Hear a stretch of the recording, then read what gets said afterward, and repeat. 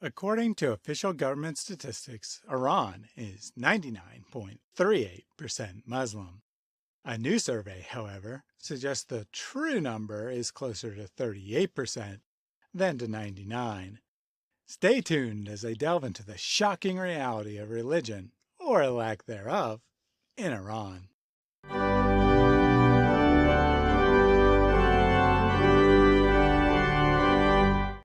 A secular organization called the Group for Analyzing and Measuring Attitudes in Iran, or GAMAN, recently released a survey of some 40,000 Iranian citizens focusing on their religious beliefs. I'll get to the findings in a minute, but first I want to say a few words about their methodology. I do this because, 1, I'm a data analyst, so this is my area, and 2, because the results are so different than what one would expect that we need to understand why no previous survey saw this coming. Over a 2-week period in late June 2020, GAMAN surveyed approximately 50,000 people using what's called snowball sampling. This is different from a typical random sample survey that you may be familiar with. In snowball sampling, participants are asked to identify other potential participants, the name deriving from the ever-growing size of the sample as more and more people are recruited. This technique is often used in populations that otherwise would be difficult or impossible to identify due to closed or ostracized populations. A classic example is prostitutes. You can't just ask people at random if they're prostitutes, as everyone will say no. But if you start with some known prostitutes who recruit others into the survey, all will have a sense it is safe to be honest. So the advantage of this method is it allows illegal or socially unacceptable views to be captured, such as leaving Islam in a country where doing so is potentially punishable by death. The downside, of course, is that the sample is not random, which makes projection to the total population tenuous. GAMAN took a number of steps to try to counteract that problem. They exclusively used social media, where reach is easier than in real life, started different chains on 5 different social media outlets, posted the survey in a large number of diverse groups, and weighed the sample they obtained based on demographics matched to census data and, importantly, political participation. Additionally, simple questions with constant answers were used to screen out people just checking boxes at random, and responses from outside of Iran were discarded. This left 39,981 valid responses. After weighing, they then cross-checked the derived percentages with known data, such as employment rate, and estimated the 95% confidence interval at plus or minus 5% of the survey numbers for the adult literate population of Iran. I took a look at the raw data, and the most notable discrepancies in the sample population were an overrepresentation of people with higher education and an underrepresentation of the rural population. The two are likely related, and people may have also overstated their education. This could suggest that even those in the lesser education categories have more education than the average person in that category. This actually isn't as significant as it sounds, however, as there was only modest difference between demographic groups on questions that were broken down in the published results, and weighing should mostly correct for this. Based on the publicly available data, it appears the survey is about as accurate as possible given the inherent difficulties of surveying a highly closed society like Iran. The numbers shouldn't be taken as precise, but as rough estimates, plus or minus 5% for the larger numbers, as GAMAN says. This level of accuracy is certainly more than sufficient to show the government numbers are utter nonsense, as we shall see. Thanks for sticking with me through that boring but important bit. Let's dive into the survey results, starting with the top line. Just 32% of the population identified as Shia Muslim, compared to the official number of 90%. An additional 5% identified as Sunni, 3.2% as Sufi, and a couple tenths of a percent as minor sects or simply Muslim.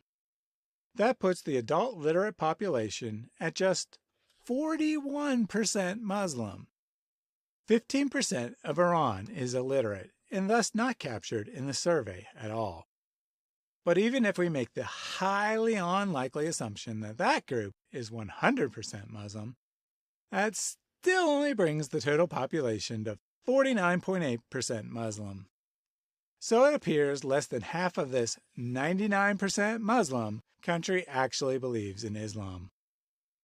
What does the other half identify as? I'll get to that in a minute, but I wanted to take a quick look at some other survey questions first. When asked how their religious beliefs have changed over time, 47% said they believe less now, 41% said their beliefs have stayed about the same, 6% said they believe more, and 6% said they have changed religion. The phrasing of the options was a bit odd. For example, I've moved towards atheism from religion. This led some news stories to say, 47% used to believe, but are now atheists. But the totality of answers, as well as the top-line numbers we'll look at in a minute, suggests that my summary is more accurate, that people believe less, but have not necessarily become atheists. The same basic trend was found across all demographic groups, although it was slightly stronger among men, the younger generation, city dwellers, and the more educated. The largest difference was generational. 52% of those aged 20 to 29 said they believe less, versus 41% of those aged 50 or more. But still not all that large. It seems all parts of Iranian society are rapidly moving away from Islam. Over 92% of the sample said they were raised in a theistic household, with over 60% saying they considered their upbringing religious. This suggests Iran did indeed used to be over 90% Muslim, and that nearly all the losses have come recently. People are leaving Islam post-haste. One might even say, it is going to become an avalanche. Over 59% of the country said they never pray, while just 27% pray 5 times a day, as required by Islam. 68% said laws shouldn't be based on religious teachings, compared to 14% that said they must be in accordance with Islam, and 4% who said the majority has the right to pass religious laws. More than 70% of respondents said the government shouldn't financially support religious organizations. 10% said all religious organizations should be eligible for government aid, and just 3.4% said only Islamic organizations should be supported. Opinion was split on the propagation of religion in public, with 43% saying it shouldn't be allowed and 41% saying all religions should be free to advertise publicly. Just 4.3% said the right should be restricted to Islam, as it is currently in Iran.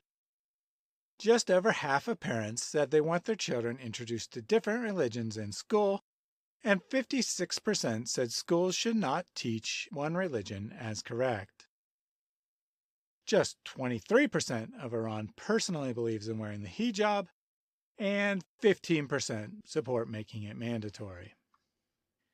As you can see, there is very little support for Sharia law or an Islamic government in Iran, as support for major tenets of a religious state run much lower than even the percentage who identify as Muslim. Which gets us back to the top line. Are the 60% who no longer identify as Muslim all atheists now? Or is something else going on? For the top line question, which view most closely matches your beliefs, just 8.8% selected atheism.